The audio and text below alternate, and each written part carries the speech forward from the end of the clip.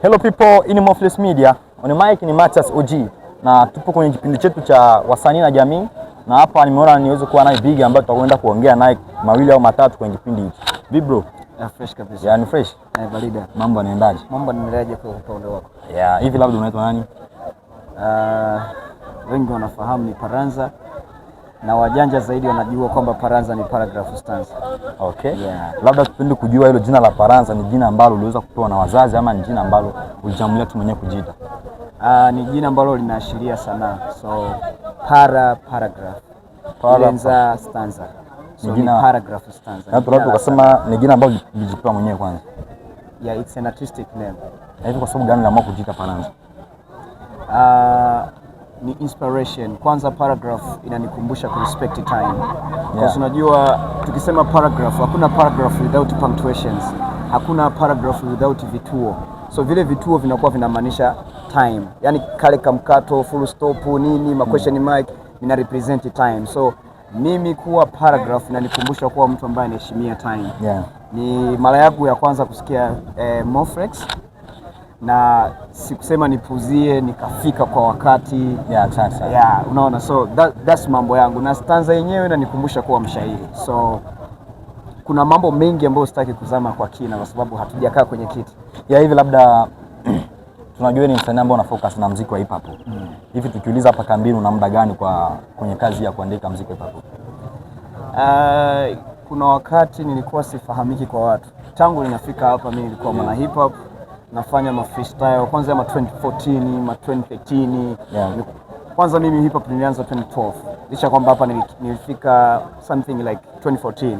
So tangu wakati nilikuwa nafanya freestyle background kwa kujificha, lakini nilikuja sasa kujiweka hadharani, na nilikuwa na train wanafunzi ambao walikuwa wanafanya ma competition, wana win Makasa festivals, wanafanya nini. Shout out to akina Tony Graph na wengine kadhalika, wengi wanafahamu. So mimi nimekuja kufanya muziki ki-official kabisa wa hip hop hapa kambini mwaka wa 2020.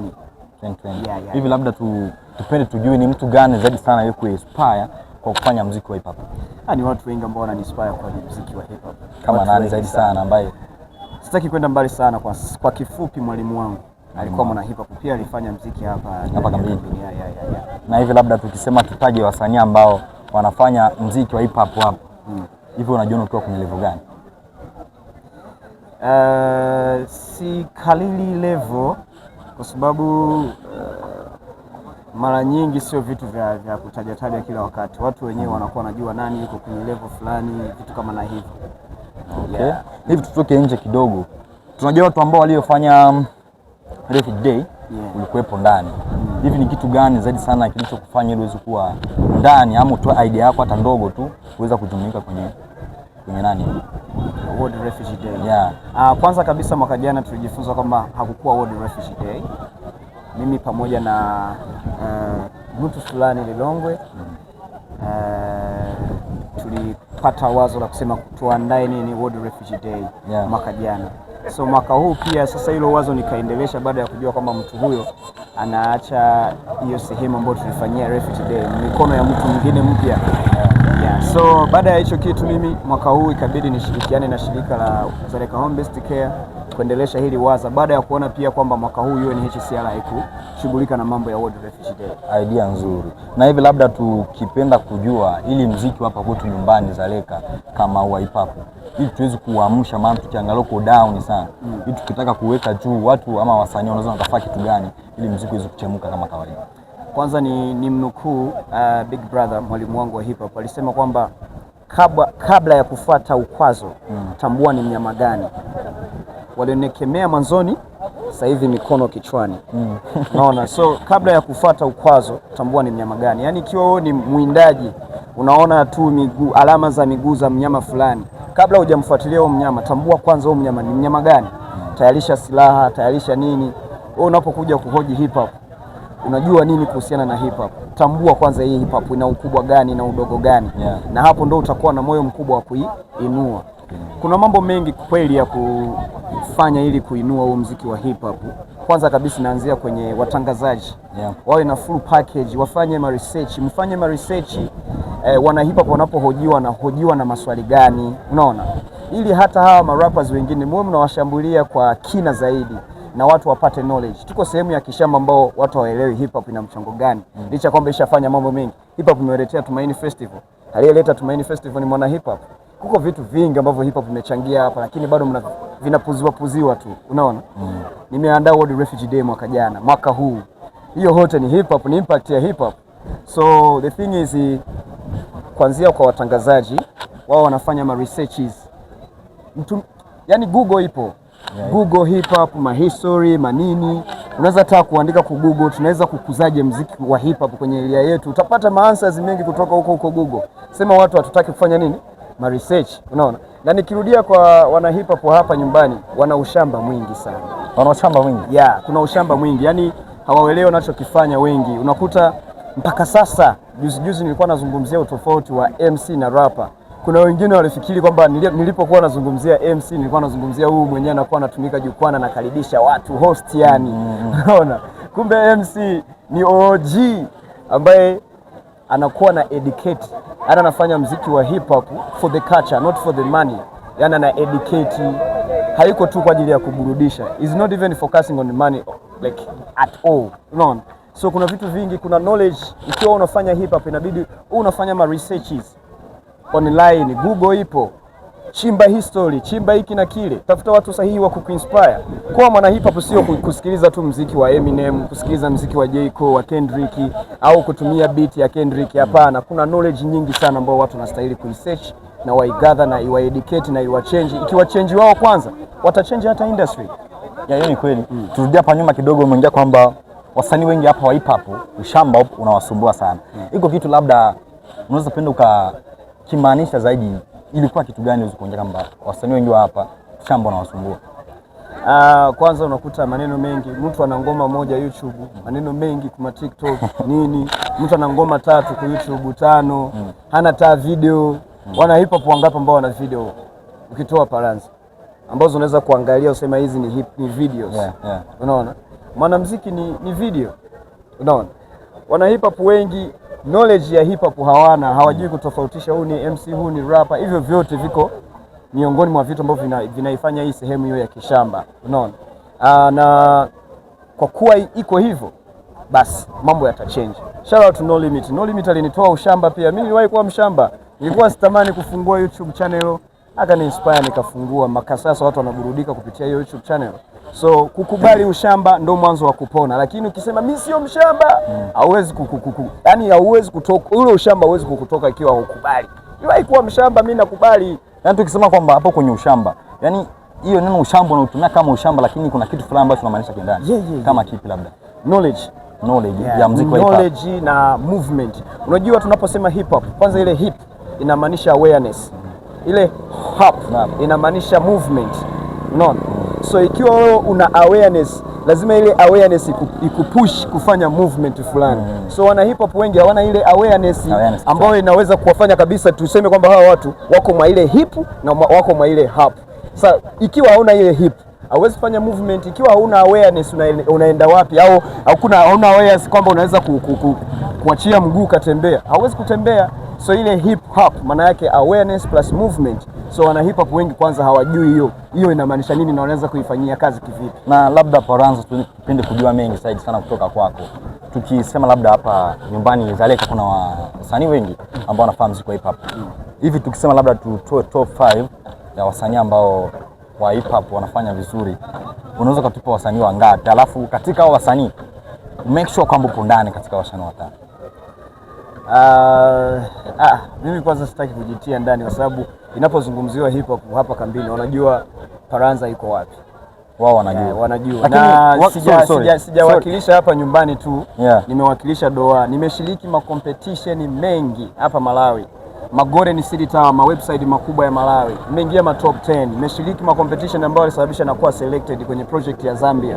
Wengi waliona tulitoa video kali ya wasanii 26, mlikuwa Nigeria, mlikuwa South Africa, mimi ndo niliwakilisha Malawi.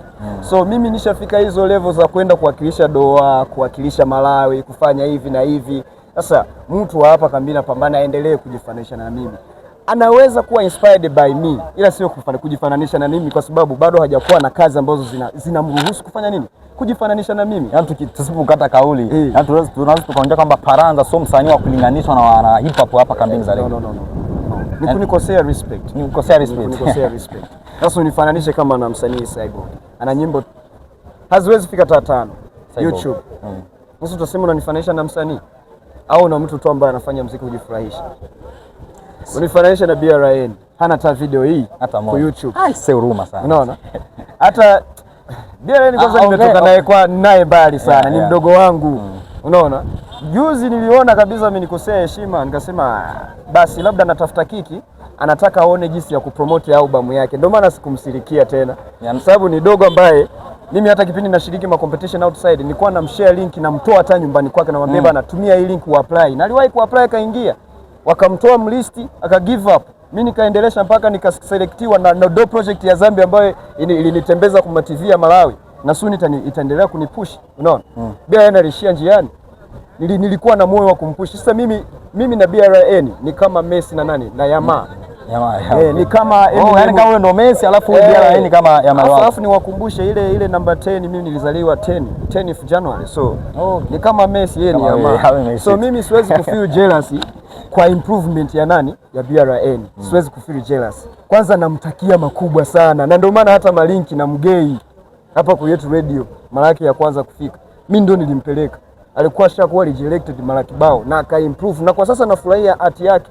Hata albamu yake akitoa yote nitasikiliza, nitakuwa mtu wa kwanza kusikiliza. Na hiyo ni poa. Na hivi labda na hivi labda maana kuna watu mpaka muda huu wanasema kwamba wanataka wajilinganisha na wewe, japokuwa umekataa kwamba level yako hiyo sio kufananisha na wao. Kama unavyoona wa hip hop hapa nyumbani, ni msanii gani zaidi sana anataka kujilinganisha na wewe kwenye muziki wako hip hop? Huyu BRN ameomba mabato. Mtu anaomba bato hajawahi kupushi hip hop kivile, hata hapa kambini bado, unaona? Hata hapa kambini bado hajawahi kuvuka kambi aende kuma radios ambao sisi tuwashawe, hajawahi kurepresent doa, hajawahi Sasa tunalinganaje? Si via tulingani. Apambane. Mimi najivunia gisi yuko na komaa. Na tuzo ambayo ameipata kama vile Messi alisema mimi si feel jealous kwa Yamal. Pale kwenye alipo ndo penye nilikuwa nataka awe. Hivyo na mimi na huo moyo kwa BRN na rapa yoyote yule ambaye yuko tayari kuendelea kupambana na kuhakikisha kwamba hii industry tunaitoa chini mpaka juu. Na hivi Paranza, tunajua kwamba kila kazi na changamoto zake. Hivi kwenye muziki wako huu wa hip hop, ni changamoto gani zaidi sana uliwahi kupambana nayo hadi usikufikia hapo uliko, ambao ulisema kwamba hii changamoto tutakuja ni sawa kwenye mashamba? Changamoto zipo nyingi. Kila siku unakutana na changamoto, lakini kuna changamoto kama za shooting locations. Na ndio maana unaona wenzangu wanafeli kushoot. Wanafeli kushoot ma video. Kivipi labda? Shooting locations yani hauwezi kuingia location hata una shoot ka kitu kidogo ukose challenge. Kama Mkimbizi Part 3 ni nyimbo ambayo kipindi tuko tunaishoot, kila mtu aliyeshiriki alikutana na misiba, alikutana na matatizo mpaka tukaishuti mwezi mzima. Unaona? So ni nyimbo ambayo nikiangalia ili nitembeza, kukutana na makamishioners, kukutana na maosido, kukutana na kina camp, kuniandikia mabarua ili tu niruhusiwe kushuti baadhi ya scenarios na zingine zitolewe kutokana na ushauri wao. Unaona kitu? So hiyo ni project ambayo mimi siwezi kuisahau. Lakini inapofika shooting location kuna challenge kubwa sana. Na ndio maana ulizia hata wasanii wengine ambao wana ma videos watakwambia kwamba shooting ni hatari. Juzi nilikuwa na shoot music video wiki 2 zinazopita. Mpaka director vitu vimekataa kutumika wakati vilikuwa vinatumika, mpaka akaniambia je, ulitoka umeagaa watu wa kijijini kwenu? Video inakuja soon, lakini inatoka soon. Inatoka soon ya Justice, wimbo wa Justice. Wimbo ambao unaniwakilisha sana. We the same. Wengi wanafahamu. Yaani hivi ni short tunaweza tukasema kwamba soon watu wanakwenda kupata video ambayo unaandaa. Na hivi labda Paranza, neno gani ama kama shauri gani unaweza ukatoa wewe mzee kwa watu ambao wanaokuja chini kwako? Unaweza kuambia kitu gani? Mimi najivunia kwa sababu ikiwa kuna watu wengi ambao wanataka sehemu nilipo, maana yake sehemu nilipo ni sehemu salama. Kwa hiyo ni kitu ambacho najivunia. Big up, usivunjike moyo. Siko hapa kukuvunja moyo ikiwa ni young rapper au mtu ambaye unachipuka leo. Niko hapa kukutia nguvu, niko hapa kuwa mfano wako na utakutana na mengi, jitayarishe tu. Na labda mtu apende kukufikia wewe Paranza, anatakiwa apitie vitu gani aweze kukufikia? Inabidi awakilishe kambi na ileweke. Aiwakilishe na sio aiwakilishe tu akiwa hapa. Unajua wanasema gari bovu halisukumi kwa kukaa ndani yake. FDQ alisema hivyo. Maana yake nini? hauwezi kusukuma gari bovu ikiwa uko ndani yake. Ikiwa unataka kusukuma gari bovu, maana yake utoke nje, alafu usukume, ndio uende Malilongwe, Mandoa, manini, fanya vitu ambavyo vinaeleweka, sio endelee kulalamika eti kuna sukuma gari mbovu na uko ndani yake. Ujinga huo. Na hivi labda neno moja kwa ajili ya mashabiki wako wanaotazama muda. Nawapenda sana, jitalisheni, naachia music video soon na more surprises coming. Kwa kuwa zipo surprises, basi siwezi kukwambia chochote kwa sasa kuhusiana na hizo surprises. All the best. Okay bana, ulikuwa na Mathias OG, nyuma kamera nilikuwa na Boy Alone. So zidi kutufuatilia kwa mengi zaidi. Tulikuwa na brother Paranza, umeshasikia mengi ambayo ameongea hapo. Zidi kutufuatilia popote utatupata, YouTube, Insta, TikTok, Facebook, utakuwa nasi. Bye bye.